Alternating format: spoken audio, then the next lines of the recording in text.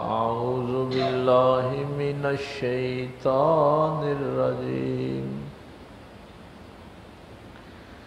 بسم الله الرحمن الرحيم. قال الله تبارك وتعالى في القرآن المجيد: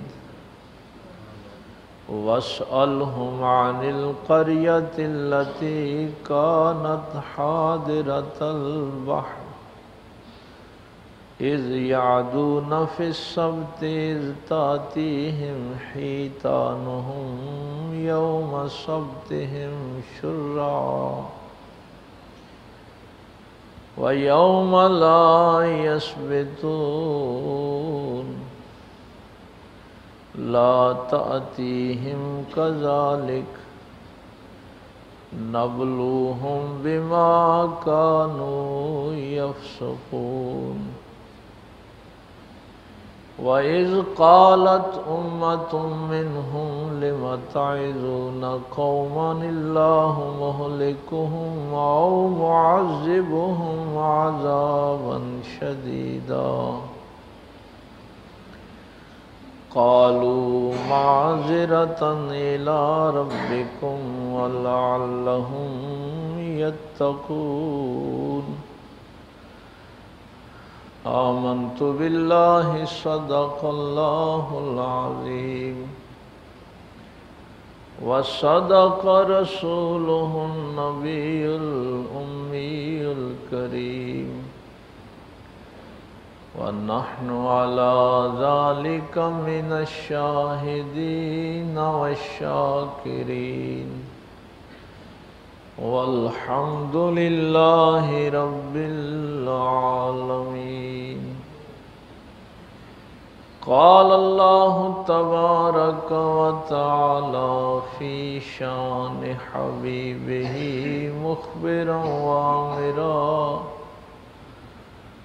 إن الله وملائكته يصلون على النبي يا أيها الذين آمنوا صلوا عليه وسلموا تسليما.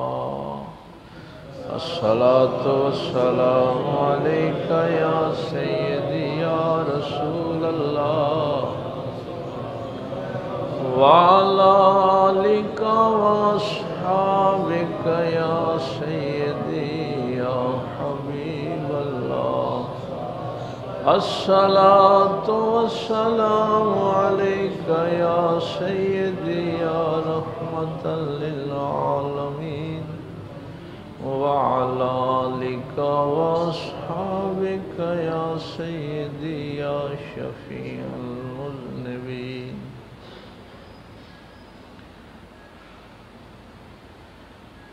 اللہ رب العزت کی حمد و ثنا کے بعد، جو اپنی ذات کے اعتبار سے بھی یکتا ہے اور اپنی صفات کے اعتبار سے بھی یکتا ہے، اللہ کا کوئی شریک نہیں، وہی اس کائنات کا خالق اور معبود برحق ہے. اسی نے انسان کو اشرف المخلوقات بنایا اور ہم سب نے پلٹ کر اسی اللہ کے حضور پیش ہونا ہے. بے حد و بے انتہا درود السلام امام الانبیاء حبیب کبریا شفیع المذنبین رحمت للعالمین تاجدار سلطنت دنیا و دین آمنہ کے لال باعث تخلیق کائنات احمد مجتبیٰ محمد مصطفیٰ صلی اللہ علیہ وآلہ وسلم کی ذات اقدس پر کہ جن کے صدقے اللہ نے ہمیں ایمان کی دولت سے مالا مال فرمایا. نہایت ہی واجب الاحترام معزز سامعین، بزرگوں، دوستوں، عزیز بھائیوں، گزشتہ جمعے ہم اس گروہ سے لا تعلقی کے متعلق گفتگو کر رہے تھے جس میں اللہ تعالیٰ نے پاک پیغمبر صلی اللہ علیہ وسلم کو حکم دیا وَإِن كَذَّبُوكَ فَقُلْ لِي عَمَلِي عَمَلُكُمْ أَنْتُمْ بَرِيئُونَ مِمَّا أَعْمَلُ وَأَنَا بَرِيءٌ مِمَّا تَعْمَلُونَ۔ کہ اللہ نے فرمایا میرے محبوب صلی اللہ علیہ وسلم اگر اب بھی یہ آپ کو جھٹلاتے ہیں تو ان سے پھر کہہ دو کہ میرا عمل میرے لیے ہے، تمہارا عمل تمہارے لیے۔ انتم بریئون مما عملو، تم بری و ذمہ ہو اس سے جو میں کرتا ہوں، اور میں بری و ذمہ ہوں جو کچھ تم کرتے ہو۔ اور اس میں اللہ تعالیٰ نے اگلی آیت میں یہ بھی فرمایا کہ یہ کان لگا کے سنتے ہیں لیکن بہرے ہیں، دیکھتے ہیں لیکن اندھے ہیں، چونکہ اگر یہ آپ کی گفتگو سنتے ہیں تو بھی اس لیے کہ اس میں سے کوئی غلطی نکالیں، اور اگر آپ کے معجزات کو دیکھتے ہیں تو دیکھنے کا بھی مقصد یہی ہوتا ہے کہ اس میں سے کوئی غلطی نکالیں۔ تو اس لیے نہ ان کے سننے کا ان کو کوئی فائدہ ہے، نہ ان کے دیکھنے کا ان کو کوئی فائدہ ہے۔ اور پھر یہ ایک یونیورسل لا، ان اللہ لا یظلم الناس شیئا ولکن الناس انفسهم یظلمون، بے شک اللہ کسی انسان پہ ظلم نہیں کرتا، یہ انسان ہی ہیں جو اپنے اوپر خود ظلم کرتے ہیں۔ یہ پچھلے جمعے آپ نے تفصیل سے یہ گفتگو سنی تھی۔ آج کی اس گفتگو میں اللہ فرما رہا ہے کہ وَاسْأَلْهُمْ عَنِ الْقَرْيَةِ الَّتِي كَانَتْ حَاضِرَةَ الْبَحْرِ، اے پیغمبر صلی اللہ علیہ وسلم آپ ان سے پوچھیں، سوال کریں اس بستی کے متعلق کانت حاضرۃ البحر، بحر سمندر کو بھی کہتے ہیں، دریا کو بھی کہتے ہیں، جو دریا کے یا سمندر کے کنارے آباد تھی۔ شرعا و یوم لا یثبتون، اذ یعدون فی السبت اذ تأتیہم حیتانہم یوم سبتہم، انہوں نے حد کراس کی ہفتے والے دن کی۔ حد ہوتی ہے نا جس کا اللہ حکم دے دے اس کی نافرمانی کرنا، حد سے تجاوز کر گئے وہ ہفتے والے دن۔ استعتیہم حیتانہم یوم سبتہم، چونکہ ہفتے والے دن مچھلیاں تیرتی ہوئی آتی تھیں، بہت کثیر تعداد میں آتی، اور جس دن ہفتے کا دن نہیں ہوتا تھا اس دن کم آتی تھی یعنی یا نہیں آتی تھی۔ نبلوہم، پس ہم نے ان کی آزمائش کی، ان کو آزمایا، بما کانوا یفسقون۔ وَإِذْ قَالَتْ أُمَّةٌ مِّنْهُمْ، ان میں سے ایک گروہ جو تھا، ایک قوم میں سے کچھ لوگ جو تھے، انہوں نے کہا لِمَ تَعِظُونَ، جو نصیحت کرتے تھے کہ اللہ کی حد کو نہ توڑو، اللہ کی نافرمانی نہ کرو، تو ایک گروہ ان لوگوں سے کہنے لگا جو نصیحت کرتے تھے، قومًا اللہ مہلکہم او معذبہم عذابا شدیدا، تم ان کو کیوں روکتے ہو؟ ان کو نافرمانی سے کیوں روکتے ہو؟ حالانکہ اللہ تعالیٰ ان کو ہلاک کرنے والا ہے اور ان پر شدید عذاب نازل فرمانے والا ہے۔ تو جب اللہ نے ان کو ہلاک کر دینا ہے، برباد کر دینا ہے، تو تم کیوں سر کھپاتے رہتے ہو ہر وقت ان کے ساتھ؟ قالوا معذرۃ الی ربکم، ان نصیحت کرنے والوں نے کہا یہ سب کچھ اس لیے کرتے ہیں کہ کل قیامت کے دن اللہ کے حضور معذرت پیش کر سکیں، عذر پیش کر سکیں، کہیں مولا ہم نے تو روکا تھا، ہم نے تو تیرا پیغام ان تک پہنچایا تھا، تو اللہ کی بارگاہ میں کوئی عذر تو ہو پیش کرنے کے لیے۔ وَلَعَلَّهُمْ يَتَّقُونَ، یا ہو سکتا ہے ہماری نصیحت سے یہ تقوی اختیار کر لیں، باز آ جائیں برائی سے۔ فَلَمَّا نَسُوا مَا ذُكِّرُوا بِهِ أَنجَيْنَا الَّذِينَ يَنْهَوْنَ عَنِ السُّوءِ فَلَمَّا نَسُوا مَا ذُكِّرُوا بِهِ، جب انہوں نے ہماری نصیحت کو، ہمارے ذکر کو بھلا دیا، أَنجَيْنَا الَّذِينَ، ہم نے ان لوگوں کو نجات دی، يَنْهَوْنَ عَنِ السُّوءِ، جو برائی سے روکتے تھے۔ نجات صرف ان کو ملی جو برائی سے روکتے تھے۔ وَأَخَذْنَا الَّذِينَ ظَلَمُوا بِعَذَابٍ بَئِيسٍ بِمَا كَانُوا يَفْسُقُونَ، اور ان فاسقوں کو ہم نے بڑے عذاب میں مبتلا کر دیا۔ فَلَمَّا عَتَوْا عَمَّا نُهُوا عَنْهُ قُلْنَا لَهُمْ كُونُوا قِرَدَةً خَاسِئِينَ، اور جب ان کی سرکشی حد سے بڑھ گئی،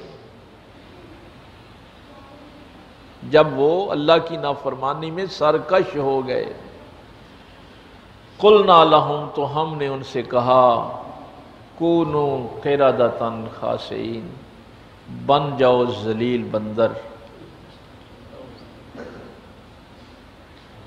یہ واقعہ قرآن کریم نے سورہ بقرہ میں بھی ہے، لیکن آج میں نے اس کی جو تلاوت ہے یہ سورہ اعراف سے کی ہے۔ دو جگہوں پہ یہ واقعہ لکھا ہے۔ اس میں بڑی عبرت ہے۔ پہلے تو اس میں یہود اور عیسائی، چونکہ ان کے علماء کو اس واقعہ کا پتہ تھا، اور عام لوگوں کو وہ یہی کہتے تھے کہ محمد صلی اللہ علیہ وسلم نے کون سا علم حاصل کیا ہے، یہ تو پڑھے لکھے ہی نہیں ہیں، یہ تو کسی کے پاس بیٹھے نہیں ہیں، ہم علم والے ہیں۔ اب اللہ نے بات ہی یہاں سے شروع کی کہ ان سے اس بستی والوں کے متعلق پوچھو۔ اب چونکہ اس مسئلے کا پتہ علماء کو تھا، عام عوام کو پتہ نہیں تھا، اب وہ ہکا بکا رہ گئے کہ یہ علم ان کے پاس کیسے آ گیا۔ بھئی یہ بات تو یہ واقعہ ہے حضرت داؤد علیہ السلام کے دور کا، یہ جو واقعہ ہے یہ حضرت داؤد علیہ السلام کے دور کا ہے۔ تو انہوں نے کہا کہ یہ داؤد علیہ السلام کے دور کا واقعہ محمد صلی اللہ علیہ وسلم بیان فرما رہے ہیں۔ تو اب وہ حیران ہوئے کہ اس واقعہ کا کس نے آپ کو بتایا؟ تو یہ تھی وہ دلیل میرے پاک پیغمبر صلی اللہ علیہ وسلم کے پاس کہ یہی وہ علم ہے جو میرا اللہ مجھے عطا کرے، یہ وحی کا علم ہے، اور وحی کا علم جو ہے وہ سچے نبی کے پاس ہی ہوتا ہے۔ ایک تو اس کے اندر یہ بڑی بات بیان کر دی گئی۔ یہ جو لوگ تھے، یہ جیسے میں نے کہا کہ داؤد علیہ السلام کا دور ہے، تو دریا کے کنارے یہ رہتے تھے۔ اللہ تعالیٰ نے منع کر دیا کہ ہفتے والے دن شکار نہیں کرنا۔ اب ہفتے والے دن، یہاں تک بھی میں نے کچھ تفسیروں میں پڑھا ہے کہ اتنی مچھلیاں ہوتی تھیں کہ پانی کم ہوتا تھا، مچھلیاں زیادہ ہوتی تھیں، اس حد تک ہو جاتا تھا معاملہ۔ اب وہ لالچ میں آ جاتے۔ منع کرنے والوں نے کہا کہ یہ تمہاری آزمائش ہے، تو باز آ جاؤ، لالچ میں نہ آؤ۔ انہوں نے پھر دو ہیلے کیے۔ کچھ لوگوں نے تو یہ کیا کہ وہ گڑھے اپنے دریا کے کنارے سے دور نہ کچھ گڑھے یا کیاریاں بنا لیں، اور وہاں سے ایک چھوٹی نالی کے ذریعے پانی اس گڑھے تک آ جاتا۔ تو ہفتے والے دن جو مچھلیاں اس گڑے میں آ جاتی وہ اس کو اتوار کی صبح پکڑ لیتے، وہ کہتے ہم نے کب ہفتے میں شکار کیا۔ کچھ لوگ جو تھے وہ ایسے کرتے تھے کہ ان کی دم میں ایک کانٹا چبو دیتے تھے مچھلیوں کی، اور اس کو دھاگے کے ساتھ باندھ لیتے تھے، تو اتوار کی صبح ان کو پکڑ لیتے تھے۔ تو نصیحت کرنے والوں نے ان کو یہ بھی کہا کہ یہ اللہ کے ساتھ مذاق نہ کرو، نافرمانی کر رہے ہو، باز آ جاؤ اس بات سے۔ اب یہاں وہ بڑھیا جملہ ہے جو آج کل آپ کو بھی سننے کو ملتا ہے۔ انہوں نے کہا اگر اللہ اس سے ناراض ہوتا تو ہمیں اتنی مچھلیاں عطا کیوں کرتا؟ ہم مچھلیاں پکڑتے ہیں تو ہمیں اور زیادہ مچھلیاں ملتی ہیں، اور یہ نسل در نسل ہم یہ کام کر رہے ہیں۔ یہ کچھ سال 1.5 سال کی بات تو ہے نہیں، ہمارے دادے بوڑھے ہو گئے، ہمارے باپ بوڑھے ہو گئے، اب ہماری یہ تیسری نسل ہے جو یہ کام کر رہی ہے۔ تو اگر اللہ اس بات سے ناراض ہوتا تو پھر ہمارے اوپر اتنا فضل کیوں کرتا؟ اسی لیے ہمارے بزرگوں نے، محققین نے، فقہا نے یہ بات کلیئر لکھ دی ہے کہ اگر آپ کے پیسے حرام کے ہیں، سود کے ہیں، رشوت کے ہیں، ملاوٹ کے ہیں، چوری ڈکیٹی کے ہیں، اس سے اگر آپ مکان بناتے ہیں، اس مکان کے اوپر جو بندہ ھذا من فضل ربی لکھتا ہے وہ باغی ہے اللہ کا، اس سے بڑا گستاخ کوئی نہیں ہے کہ ایک تو وہ اللہ کے حکم کی نافرمانی کرتا ہے، دوسرا کہتا ہے کہ یہ اللہ کا فضل ہے۔ رزق حرام اللہ کا فضل نہیں ہوتا، رزق وہی ہے جو آپ نے اللہ کے حکم کے مطابق حاصل کیا۔ تو یہ بدماشی آج کے دور میں بھی ہے، بلکہ ہم بھی کہتے ہیں فلانے دے بڑا اللہ دا فضل ہو گیا، بس وہ دا منڈا فلانے تھا بھرتی ہو گیا، تنخواہ تے تھوڑی ہوئی ہے پر اللہ دا فضل بڑا ہے۔ اس کو اللہ تعالیٰ بغاوت لکھ رہا ہے کہ یہ گناہگار نہیں تھے، باغی تھے۔ کہ ایک تو اللہ نے منع کیا کہ تم نے یہ کام نہیں کرنے، اور اس کام کو کر کے پھر کہنا کہ یہ اللہ کا فضل ہے۔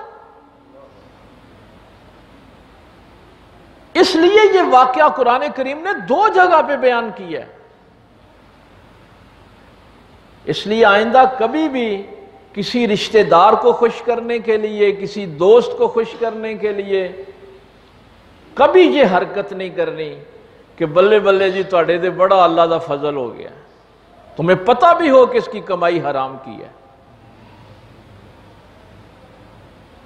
اور میرے پیغمبر نے پتہ ہے جو معاشرہ چھوڑا ہے، وہ گاڑیوں پہ مبارکباد نہیں دیا کرتے تھے کہ تساں اے جی کو 50 لاکھ دی 2 کروڑ دی گڈی لئیے تو چوری صاحب مبارک ہوئے، آپ نے اتنا بڑا مکان بنا لیا تو مبارک ہو۔ نہیں، میرے پیغمبر نے جو معاشرہ چھوڑا ہے اس میں یہ تھا کہ عمر بتا تیرا کرتا کیسے بنا ہے، یہ بتا تو نے گاڑی کہاں سے لی ہے، یہ مکان تیری آمدن سے زیادہ کا ہے۔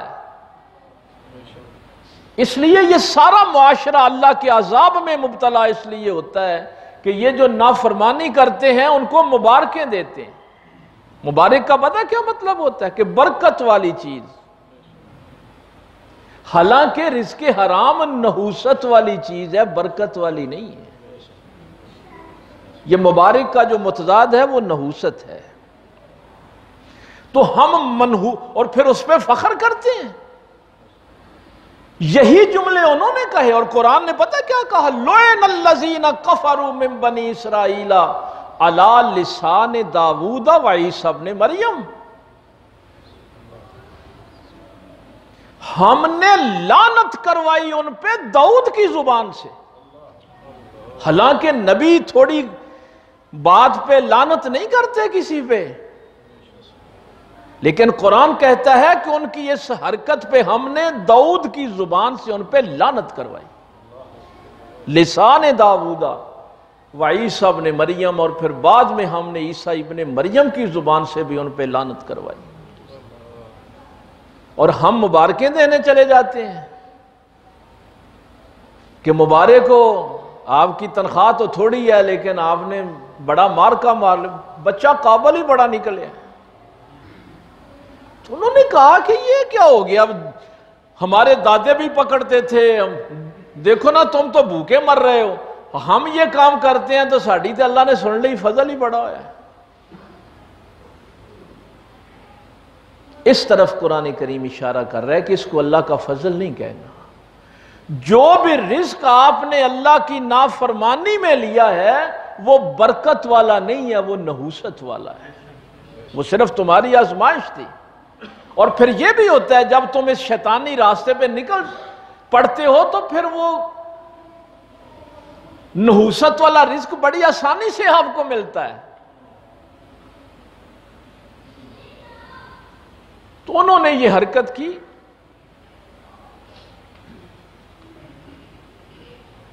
ایک دو مفسرین نے ویسے لکھا ہے، محبت والی بات ہے، کہ منع کیوں کیا تھا ہفتے والے دن مچھلیاں ایک تو قرآن کریم نے یہ لکھ دیا نا کہ نبلوہم، ہم نے ان کو آزمایا، آزمائش کی ہم نے۔ ایک وجہ یہ بھی لکھی گئی ہے کہ ہفتے والے دن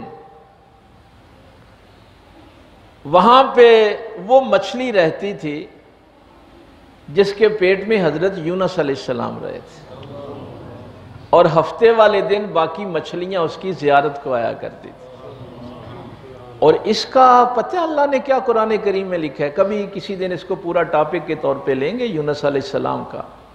اس مچھلی کی اللہ تعالیٰ نے یہ کیفیت بیان کی ہے کہ اگر یونس علیہ السلام یہ دعا نہ پڑھتے، لا الہ الا انت سبحانک انی کنت من الظالمین، یہاں یہ بھی یاد رکھنا یہ جملہ صرف نبی اپنے لیے کہہ سکتا ہے، لا الہ کوئی معبود نہیں الا مگر انت سبحانک تو پاک ہے، انی کنت من الظالمین بے شک میں ہی ظالموں میں سے ہوں۔ اگر ہم میں سے کسی نے نبی کو ظالم کہا تو وہ کافر ہو جائے گا۔ میں یہ نہیں کہہ سکتا کہ دیکھو جی یہ تو یونس علیہ السلام کا اللہ نے قرآن میں لکھا اور میں بھی ان کو کہہ دوں کہ وہ ظالموں میں سے تھے، تو اس بندے کا ایمان باقی نہیں رہے گا۔ وہ نبی کا اور اللہ کا معاملہ ہے۔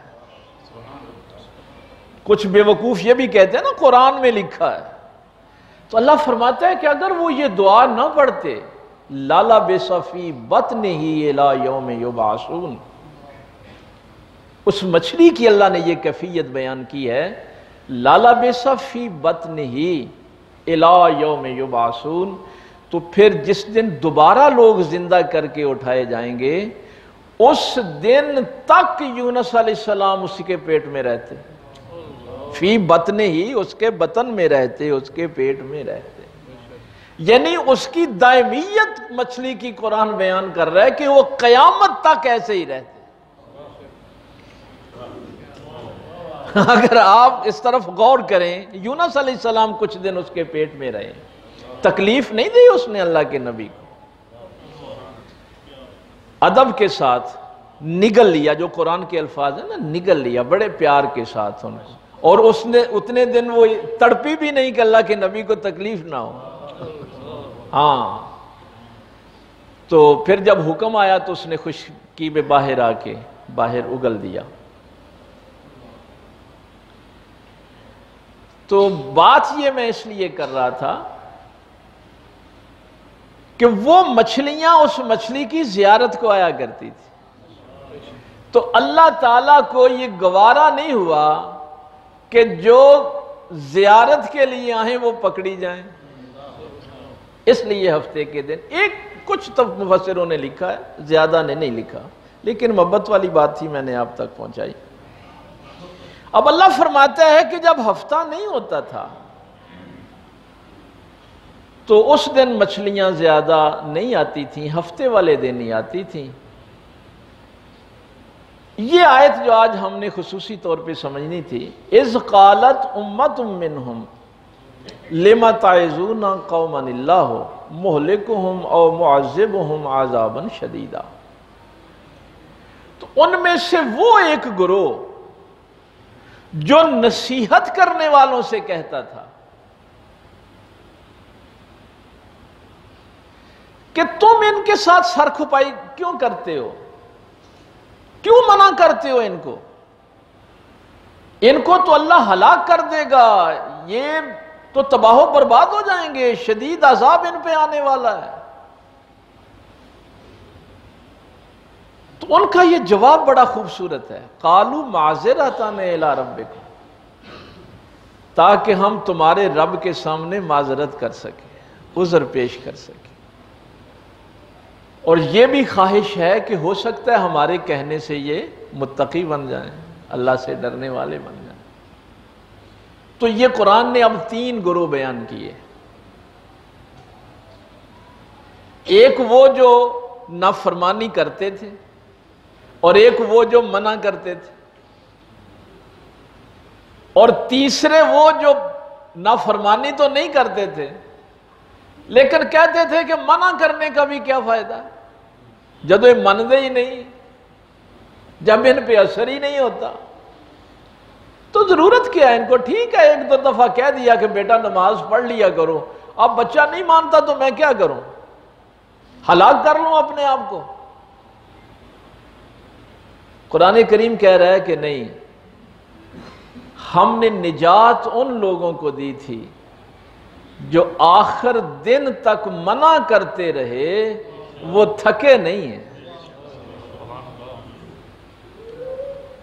آخر دن تک۔ اب دیکھیں یہاں پہ کوئی 1.5 سال 2 سال کی بات نہیں ہے، اور مجھے یقین جانیے اس معاملے میں اپنے پاک پیغمبر صلی اللہ علیہ وسلم کا وہ جملہ بڑا کمال کا، جس دن وہ پہاڑوں والے فرشتے بھی آئے، جبریل بھی آیا طائف کے میدان میں کہ یا رسول اللہ صلی اللہ علیہ وسلم حکم ہو تو ہم ان پہاڑوں کو ملا کے اس بستی کو تہس نہس کر دیں۔ اللہ غنی،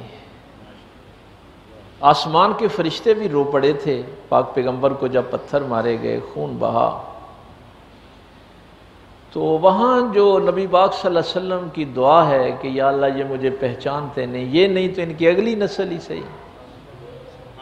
یہ میرا موضوع نہیں ہے، لیکن یہاں پہ محققین نے ایک بڑا کمال کا جملہ لکھا ہے کہ یہ جملہ کہنا کہ مولا اگر یہ نہیں مانتے تو کوئی بات نہیں، ان کی اگلی نسل سے، یعنی یہ ہے مزاج ہمارے پیغمبر کا کہ ہمارے نبی نے نسل انسانی کو بچایا ہے۔ بھئی اگر عذاب کی دعا مانگتے تو وہاں پہ ہی ختم ہو جاتا نا۔ یہ ہمارے پیغمبر کا ویژن ہے کہ نسل انسانی کو بچاؤ، پہلی نہیں تو دوسری ہی طائب ہو جائے گی، اور اگر تم نے اس کو مار ہی دیا تو پھر تم کس کو اس دین کی تبلیغ کرو گے؟ اس میں آگے جا کے ایک جملہ ہے جو ہلا کے رکھ دیتا ہے، اور یہ جو ہم بھی کہتے ہیں نا میں تے آخا کے تھک گیا۔ اب اس موقع پہ بھی میرے پیغمبر صلی اللہ علیہ وسلم نے عرض کی مولا اب بھی اگر یہ میری دعوت کو نہیں مان رہے تو میں یہ سمجھتا ہوں کہ میں دعوت دینے میں کچھ کم ہمت رہا ہوں، اس لیے میں ان کے عذاب کی دعا نہیں کر رہا کہ یہ ہلاک ہو جائے۔ ایک امتی کیسے کہہ سکتا ہے کہ میں نے تو اپنا حق ادا کر دیا، میں تے آقا کے تھک گیا؟ میں اپنی کم ہمتی کا اظہار کرتا ہوں۔ اللہ غنی، تو یہ وہ فکر، وہ سوچ، ہمارا معاشرہ برباد اس لیے ہوا ہے کہ یہاں پہ منع کرنے والے نہیں رہے، نہ گھروں میں رہے ہیں۔ اگر باپ منع کرے تو ماں سامنے کھڑی ہو جاتی ہے، تو تے اولاد نو ویکھ ہی نہیں سکتا۔ استاد منع کرے تو اوپر سے محکمے والے کہتے ہیں کہ نہیں یہ تم نے زیادتی کر دی بچے کے ساتھ۔ تو وہ جو منع کرنے والا انسٹیٹیوشن تھا، ادارہ تھا، وہ ختم ہو گیا اس معاشرے سے۔ اس لیے اب نہ آپ موٹر سائیکل والے کو کچھ کہہ سکتے ہیں، نہ رکشے والے کو کچھ کہہ سکتے ہیں، نہ آفیسر کو کچھ کہہ سکتے ہیں، نہ چپراسی کو کچھ کہہ سکتے ہیں۔ باپ بیٹے کو نہیں کہہ سکتا، ماں بیٹی کو نہیں کہہ سکتی۔ لیکن قرآن کہتا ہے کہ نجات صرف وہی پائیں گے جو برائیوں سے منع کرتے ہیں۔ جو معاشرہ یہ کام چھوڑ دیتا ہے، وہ معاشرہ بربادی سے بچ نہیں سکتا۔ میں اپنے نوجوانوں کو، جتنی ظاہر ہے ہماری استطاعت ہے، ہمارے بچے کام کرتے ہیں، ان سے میں ریکویسٹ کرتا رہتا ہوں، اور میرے ویژن سے بھی آپ واقف ہیں۔ لوگ کہتے ہیں کہ یہ سوشل میڈیا، یہ فیس بک، یہ وہ، میں یہی کہتا ہوں کہ ہم نے اپنے بچے تیار کیوں نہیں کیے کہ وہ عالم کفر کا بھی فیس بک پہ بیٹھ کے مقابلہ کرتے، ٹویٹر پہ بیٹھ کے مقابلہ کرتے، یوٹیوب پہ بیٹھ کے مقابلہ کرتے، اور ان کے اپنے بہن بھائی مسلمان جو بے حیائی کی طرف جا رہے ہیں وہ ان کو بھی سمجھاتے، منع کرتے، بجائے منع کرنے کے میرے بیٹے اور بیٹیاں وہی واہیاتی والی چیزیں ڈاؤن لوڈ کر کے، وہ تو خود ان کا حصہ بن، جنہوں نے منع کرنا تھا وہ بے حیائی کا حصہ بن گئے۔ میں جب یہ مصر والوں نے حضرت یوسف علیہ السلام پہ فلم بنائی تھی، ڈاکومنٹری، انہوں نے کہا جی بڑا تاریخی کام ہوا، لیکن یہ میرے اللہ کا فضل ہے، میں اس وقت اسٹوڈنٹ تھا، میں بھی طالب علم تھا، تو جب لاہور میں ہمیں وہ ڈاکومنٹری کے متعلق بتایا گیا کہ یہ جی مصر والوں نے بڑا کام کیا، حضرت یوسف علیہ السلام کی پوری زندگی پہ یہ فلم بنائی گئی، تو میں اس وقت بھی کھڑا ہو گیا تھا۔ میں نے، یہ 1992 کی بات ہے، میں نے کہا اس پہ خوش نہیں ہونا، تو وہ سارے لوگ، پروفیسر بھی تھے، کچھ میرے کلاس فیلو بھی تھے، انہوں نے کہا یہ آپ کیسی، ساری دنیا تو اس کو سراہ رہی ہے۔ میں نے کہا دنیا سراہ رہی ہے، لیکن یاد رکھنا اگر آج یوسف علیہ السلام کے متعلق فلم بنی ہے تو کل کو تمہارے نبی کی بھی لوگ بنائیں گے، اور پھر تم سے برداشت نہیں ہوگا۔ یہ جو فکر پہ حملہ ہوتا ہے نا، یہ بڑے طریقے سے ہوتا ہے۔ وہ جو قرآن نے کہا ہے نا کہ ابلیس کو تمہارے دل میں برائی کا ارادہ تو نہیں ڈالتا، اس نے تو تمہارے باپ سے بھی کہا تھا قاسمہما انی لکما عدو مبین، ان دونوں کے سامنے اس نے قسمیں اٹھائی تھی کہ میں فرشتے بن جاؤ گے، تمہیں ہمیشہ کی زندگی مل جائے گی۔ تو تمہاری فکر جب بھی برباد ہوگی، سامنے تصور نیکی کا دیا جائے گا، اور تم بڑے خوش ہو کے یہ فلمیں دیکھ رہے ہو۔ اور پھر وہ وقت آیا کہ جب یہ ہالینڈ میں اور ناروے میں اور سویڈن میں یہ فلمیں بنی تو پھر ہم نے چیخنا شروع کر دیا۔ اس کو روکنا تو اس وقت تھا جب یوسف علیہ السلام پہ بنی تھی، لیکن اس وقت ہم مسلمان، چونکہ وہ ویژن ہی نہیں ہم نے اپنے بچوں کو دیا۔ پھر میں، پتا تو مجھے پہلے بھی بتایا گیا تھا کہ پھر نبی پاک صلی اللہ علیہ وسلم کی ہجرت پہ سعودی عرب والوں نے بنا دی۔ پھر جب میں حج پہ گیا تو وہاں ہمیں وہ فلم دکھائی گئی، میں نے کہا یہ بہت ظلم کیا آپ نے۔ نہیں جی، نہ نبی پاک کی آواز ہے، نہ کوئی ایکٹر ان کا رول ادا کرے گا۔ وہ جب نبی پاک صلی اللہ علیہ وسلم وہ ہجرت کی رات گھر سے نکلتے ہیں تو وہ سین جو انہوں نے ہمیں دکھایا فلم میں کہ صرف دروازہ کھلتا ہے اور بس کہا جاتا ہے کہ نبی پاک ہجرت کر گئے، لیکن جو ظلم ہوا وہ یہ تھا کہ ایک فلمی ایکٹر کو ابو بکر کا رول بھی دیا گیا، ایک ایکٹریس کو حضرت عائشہ کی بڑی بہن حضرت اسماء جو کھانا لے کے جاتی تھیں، ایک فلمی ایکٹر وہ بھی کام کر رہی تھی۔ میں نے کہا یہی وہ ظلم ہے کہ اگر آج ابو بکر کوئی ایکٹر ابو بکر بنے گا تو کل کو پھر تمہارے نبی کے ساتھ بھی یہ معاملہ ہوگا. لیکن خاموش ہو گئے مسلمان. انہوں نے کہا نہیں، چونکہ سعودی عرب نے بنائی ہے اس لیے ہم کیا کہیں، مصر نے بنائی ہے ہم کیا کریں. پھر جب کافر ایسا کام کرتے ہیں تو پھر ہم کہتے ہیں یہ بڑے گستاخ ہیں. اور اس کا تسلسل اب پتہ ہے کیا نکلا؟ وہ گستاخی کرواتے ہی آپ سے ہیں اور اس کو پھر دلیل کے طور پہ پیش کرتے. سلمان رشدی سے سٹینک ورسز لکھوائی ہے، انہوں نے کسی یہودی سے نہیں لکھوائی، کسی عیسائی سے نہیں لکھوائی، تسلیمہ نسرین سے انہوں نے کام لیا. یہ بڑی ایک مسئلے کی بھی بات میں آپ کو بتاؤں. یہ آپ جو 5 نمازیں پڑھتے ہیں نا، 5 نمازوں میں فرائض کی تعداد 17 ہے.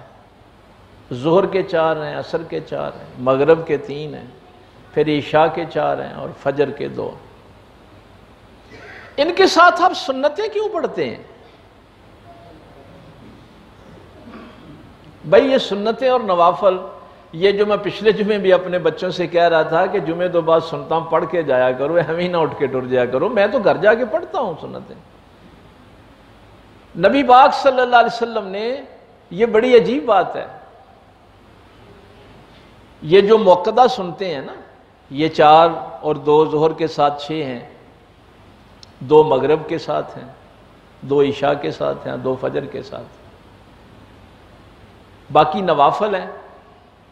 تو نبی پاک صلی اللہ علیہ وسلم نے یہ بیان فرمایا تھا کہ اصل تو فرائض ہی ہیں، یہ سنتیں اور نوافل اس لیے ہیں کہ فرض میں صحیح طریقے سے ادا نہیں کر سکتا.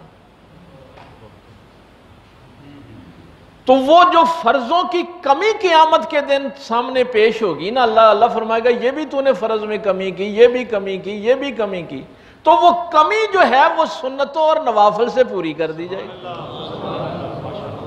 اب اس بات کا ہمیں نہیں پتا، ہم سمجھتے ہیں کہ فرض پڑھو دے نہ جو. بھائی ان فرضوں کا حساب تو نے قیامت کے دن کیسے دینا ہے؟ جب پاک پیغمبر صلی اللہ علیہ وسلم نے اس کی وضاحت فرما دی کہ یہ سنتیں نوافل اس لیے ہیں، وہ سنت ہے ہی اس لیے کہ تیرے فرض بچ جائیں. لیکن نہیں ہمیں ضرورت. یہ صحابہ اہل بیت ہیں اس لیے کہ یہاں پہ کھڑے ہو جاؤ تاکہ تم نبوت کا تحفظ کر سکو. تم نے برداشت کر لیا، ایک ایکٹر اٹھا، اس نے ابو بکر کا رول، اور ویسے ہی اس فلم میں ہم نے دیکھا کہ ابو جہل آتا ہے، حضرت اسماء کو ویسے ہی تمانچے مارتا ہے. پتہ نہیں کون سی کنجری انہوں نے لے لی وہاں پہ. اور اب اس سیریز کا ایک اور ایپیسوڈ سامنے آ گیا، اور ایک مسلمان سے یہ کروایا پھر انہوں نے، وسیم رضوی سے. انڈیا میں فلم بنی ہے حضرت عائشہ پہ، لیکن میرے بچوں کو تو یہ نہیں پتا، مسلمانوں کو تو نہیں پتا. اس کا ٹریلر سامنے آیا ہے. لیکن جو دکھ کی بات ہے وہ یہ ہے کہ جب ہم نے احتجاج کیا ہے کہ یہ ہماری ماں، ایک کوئی بھی کنجری ہماری ماں کا رول کیسے ادا کر سکتی، تو وہ شخص آگے سے کہتا ہے کہ یہ میں نے جو کچھ کیا ہے یہ بخاری شریف کی حدیثوں کو سامنے رکھ کے کیا، میں نے کوئی ایسا رول نہیں کیا جو حدیث کے خلاف ہو. حضرت ابو بکر کی توہین کرے، حضرت عمر کی توہین کرے، اما عائشہ صدیقہ کی توہین کرے. اب میرے بچے اس کام کے لیے تیار ہی نہیں ہے کہ ہم سوشل میڈیا پہ بیٹھے ہیں اور مقابلہ کریں. میرے بچوں کو تو جو مدرسوں میں پڑھتے ہیں ان کا تو بیڑا غرق یہ کر دیا گیا کہ وہ تو سوشل میڈیا پہ بیٹھیں گے، ان کے پاس تو موضوع ہی 3 ہیں کہ نبی پاک زندہ ہیں یا مردہ ہیں، یا رسول اللہ کہنا یا نہیں کہنا، نبی پاک کو علم غیب تھا یا نہیں تھا. اس کے علاوہ تو بات ہی کوئی نہیں نا. اور یہ جملہ جو اللہ کے دربار میں بیٹھا ہوں، میں نے سعودی عرب میں اس وقت یہ بات کی تھی کہ آج تم نے حضرت عائشہ کی بڑی بہن کا کردار ادا کر دیا، ایک کنجری کو وہ کردار دیا، اور خاموش اس لیے ہو کہ سعودی عرب نے فلم بنوائی ہے۔ اب انڈیا بنوا کے جب کہے گا کہ عائشہ کی بڑی بہن کا اگر رول ہو سکتا ہے تو عائشہ کا کیوں نہیں ہو سکتا؟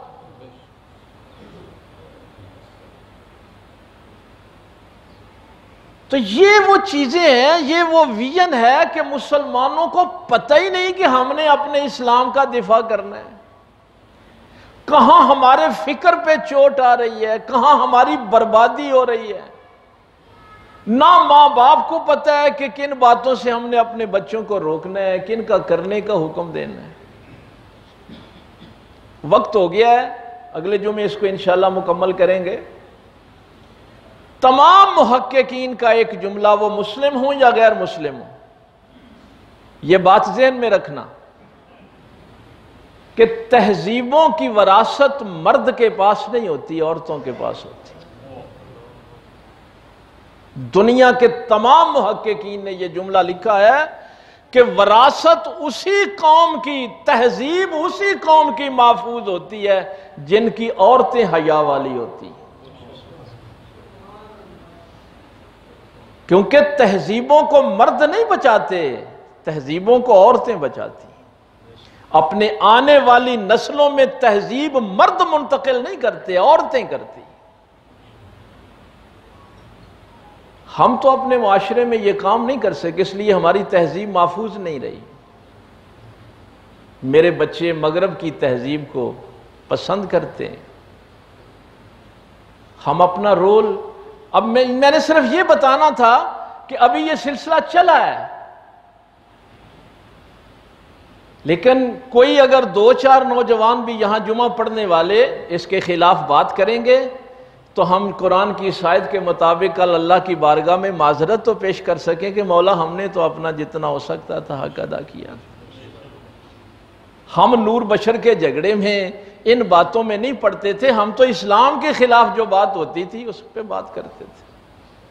میرے مولویوں کو تو ابھی فرصت نہیں ہے کہ وہ اس بات سے نکلیں کہ یا رسول اللہ کہنا جائز ہے یا ناجائز ہے۔ انہوں نے تو قوم کو اس طرف لگایا ہوا ہے، نبی پاک کو علم غیب تھا یا نہیں تھا، انہوں نے اپنے بچوں کو بھی اسی طرف لگایا ہوا ہے۔ وہ سکولوں میں بھی آتے ہیں تو آتے ہی صبح کلاسوں میں یہی کہتے ہیں، وہ جو نبی پاک نو علم ہوندا تے حضرت عائشہ دے ہار دا نہ پتہ لگدا، انہوں نے نہ پتہ لگدا حضرت عثمان شہید ہوئے نے۔ کہ یہ ہے وہ قوم جو ہم تیار کر رہے ہیں، ہم قوم یہ تیار کر رہے ہیں کہ نبی پاک نو علم ہوندا تے ولا ایویں نبی پاک حضرت عثمان واسطے بیعت لیندے پھر، یہ قوم تیار کر رہے ہیں ہم۔ اور کفار ہیں کہ وہ آپ کے نبی کی ذات پہ بھی حملہ کر رہے ہیں، امہات المومنین پہ بھی کر رہے ہیں، صحابہ پہ بھی کر رہے ہیں، اور پھر کوئی بھی پیچھے نہیں رہا۔ ایران والوں نے پھر وہ خندق کی اور دوسری جو غزوات تھی ان کی فلمیں بنانا شروع کر دی۔ تو جرم تو ہم سب نے مل کے کیے۔ ہم بہت تھوڑے لوگ تھے، میں تو جہاں جاتا تھا اکیلا ہوتا تھا۔